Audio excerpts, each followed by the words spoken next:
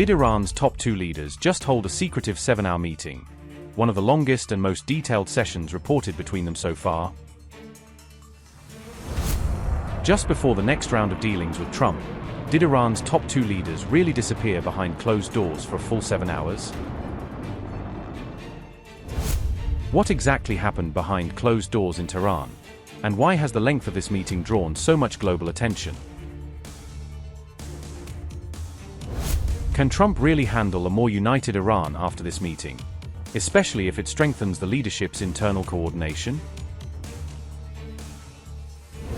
Did something big just happen between Iran's supreme leader and its president, based on how this meeting was described publicly? Was this 7-hour meeting really one that few outside Iran's top leadership were ever supposed to know about?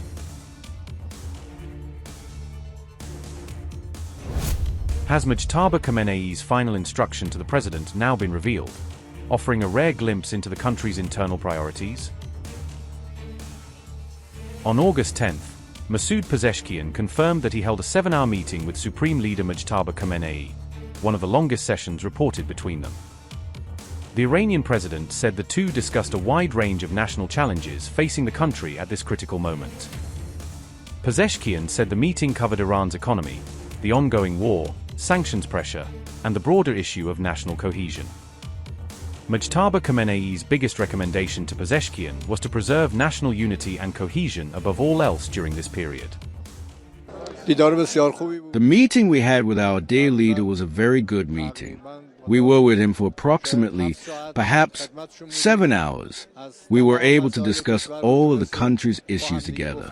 Naturally, the main concerns raised were people's livelihoods, the state of the market, employment, people's housing, and the problems that are now being created as a result of the sanctions. And naturally, how we stand firm, the people standing with us, and unity and cohesion were among the issues that were discussed extensively over those 7 or 8 hours. There is nothing more important right now.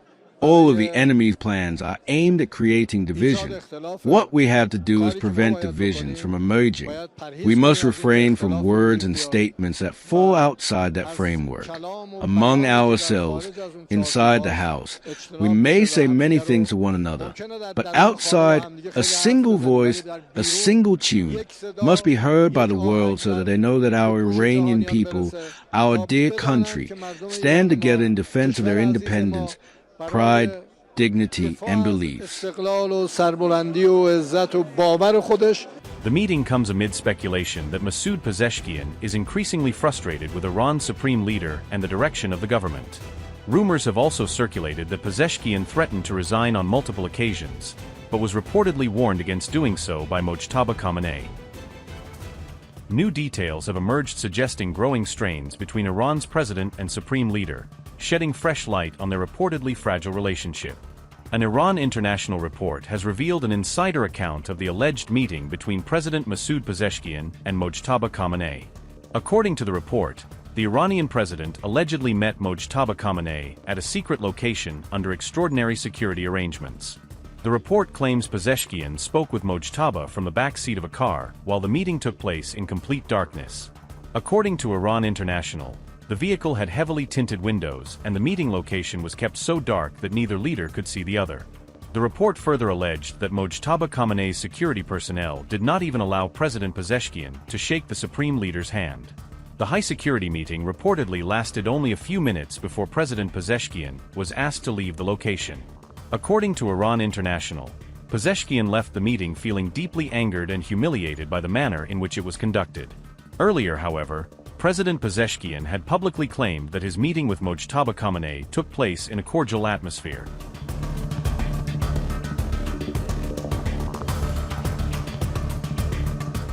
Reports also claimed the Iranian president had threatened to resign if the long-awaited meeting with Mojtaba Khamenei did not take place. However, Iran International reported that Pezeshkian's repeated threats to resign were not received positively by Mojtaba Khamenei. Iranian President Masoud Pezeshkian has publicly rejected reports claiming he had resigned, dismissing the speculation during a televised address carried by IRNA. "If I were going to resign, I would announce it myself, Pezeshkian said, insisting that rumors about his departure were false and had no basis. The president said he would continue carrying out his responsibilities despite Iran's ongoing confrontation with the United States and growing regional tensions. Pezeshkian also denied reports suggesting there was any rift between his government and Supreme Leader Mojtaba Khamenei over the country's direction. He said the government, Supreme Leader Khamenei and Iran's armed forces were working together in full coordination during the current crisis. The president added that the armed forces would continue standing alongside Khamenei if any disagreement or challenge emerged in the future. Iranian media had earlier claimed that Pezeshkian had submitted his resignation on multiple occasions, fueling speculation over divisions within the leadership.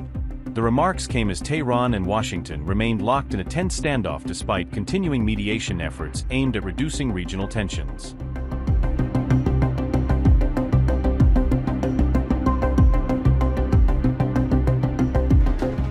Mojtaba Khamenei allegedly warned President Masoud Pezeshkian that any future resignation would be immediately accepted, according to claims made by his in-law.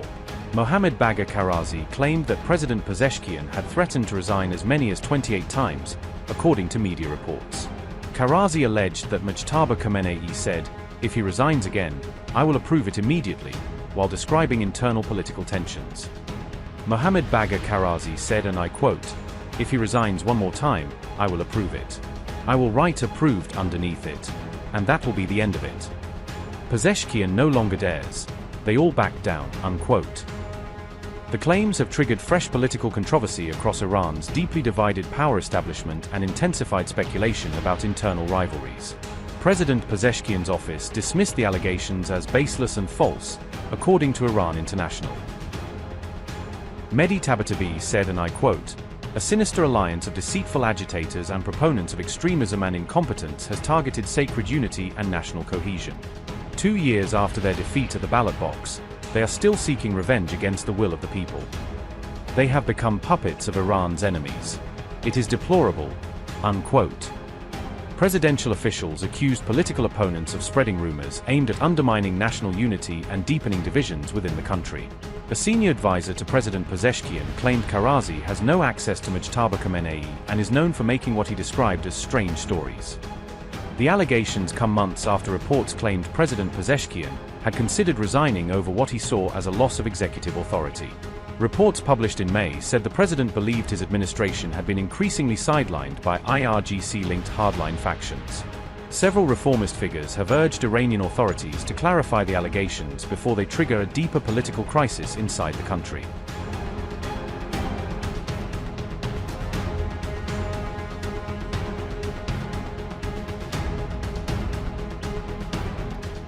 Karazi also claimed Mojtaba Khamenei is planning to replace Supreme National Security Council Secretary Mohammad Bagher Karazi.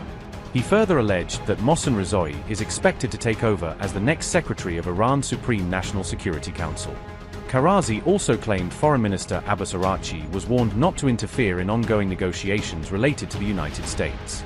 The remarks come as competing political factions continue to clash over the controversial Iran-US Memorandum of Understanding. Hardline factions have accused President Pezeshkian of crossing Iran's red lines by backing the agreement with the United States. President Pezeshkian has insisted the agreement received all the necessary approvals after securing the required support from the Supreme National Security Council. Upgrade your news experience with the all-new HT app. Download now.